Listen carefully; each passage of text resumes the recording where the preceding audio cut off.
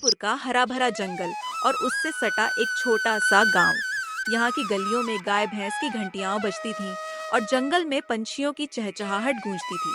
लेकिन आज हमारी कहानी है दो ऐसे जीवों की जो अपनी अपनी जिंदगी से तंग आ चुके थे। एक था पप्पू, गधा, जो दिन रात बोझ ढोता था, और दूसरी थी श्यामा लोमड़ी, जो जंगल में शिकार की तलाश में भटकती थी। चलिए सुनते हैं उनकी कहानी। अरे बाप रे, ये कैसी जिंदगी मिली है। सारा दिन बोझ ढोता हूँ और मालिक को मेरी मेहनत दिखती ही नहीं। सूखी घास और डंडे, इससे तो अच्छी जंगल के जानवरों की जिंदगी है।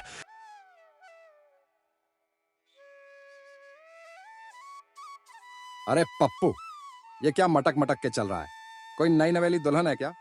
जल्दी चल, बाजार में देर हो रही है। पप्पू बेचारा बड़बड़ाता रहा और रामू की डांट सुनता रहा। लेकिन उसे क्या पता था कि जंगल में भी कोई उसकी तरह अपनी जिंदगी से परेशान था। ये जंगल की जिंदगी भी कोई जिंदगी है। सारा दिन शिकार के लिए भटकना पड़ता है और कभी कभी तो पेट में पानी तक नहीं होता। गांव में पालतू जानवरों की जिंदगी कितनी आसान होगी। और फिर एक दिन नदी के किनारे पप्पू और श्यामा की मुलाकात हो गई। दोनों ने एक दूसरे की शिकायतें सुनी और यहीं से शुरू हुआ एक अजब गजब साहसिक सफर। अरे तुम कौन हो? मैं तो रोज यहाँ से गुजरता हूँ, तुम्हें पहले कभी नहीं देखा। मैं श्यामा हूँ, इस जंगल की लोमड़ी, और तुम गांव के पालतू जानवर हो ना। तुम्हारी जिंदगी तो मजे की होगी। मजे की? अरे सारा दिन बोझ ढोता हूँ, मालिक डंडे मारता है और खाने को सूखी घास। तुम्हारी जिंदगी तो आजाद होगी। पप्पू, एक बात बताऊं?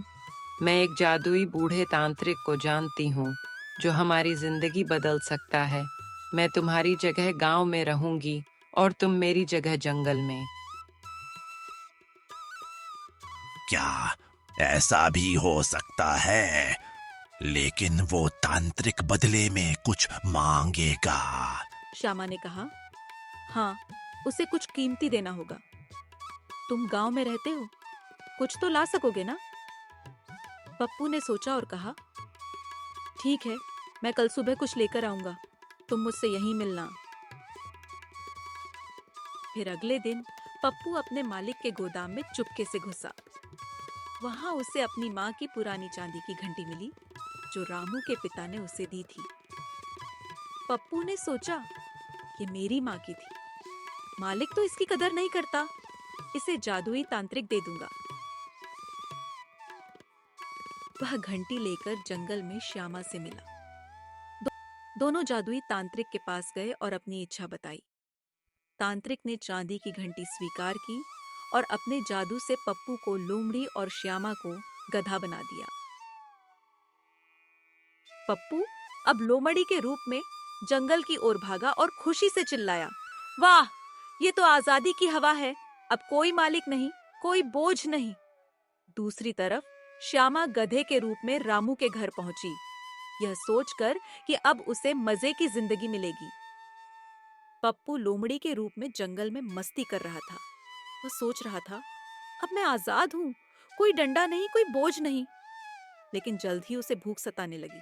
उसने शिकार करने की कोशिश की, मगर ना तो वह तेज दौड़ पाया, ना ही चतुराई से शिकार पकड़ सका।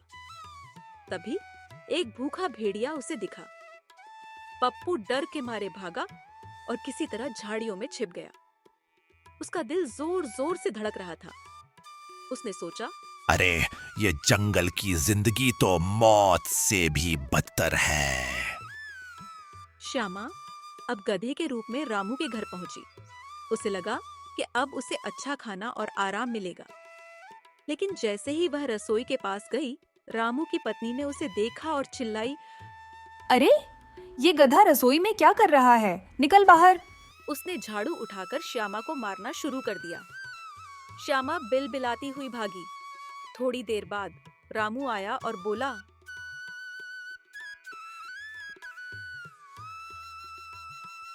क्या बात है पप्पू, सारा दिन आराम करता है? चल, बाजार में अनाज की 50 बोरियां ले चल। 50 बोरियां? अरे ये तो जंगल से भी भारी काम है।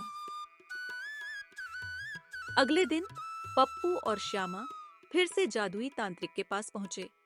दोनों ने एक दूसरे की मुश्किलें सुनी। पप्पू बोला, जंगल में तो हर पल जान का खतरा है, मालिक की डांट सहना इससे तो बेहतर है।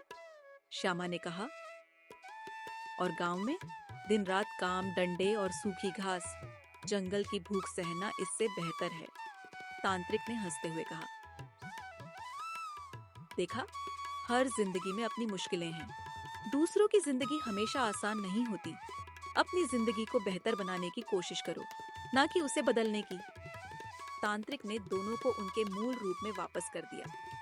पप्पू गांव लौट गया और रामू से अपनी मेहनत का सम्मान करने की बात की। रामू ने उसकी बात सुनी और उसे बेहतर खाना और आराम देने का वादा किया। श्यामा जंगल लौटी और अपनी चतुराई से शिकार करना सीखा, जिससे उसकी जिंदगी आसान हो गई।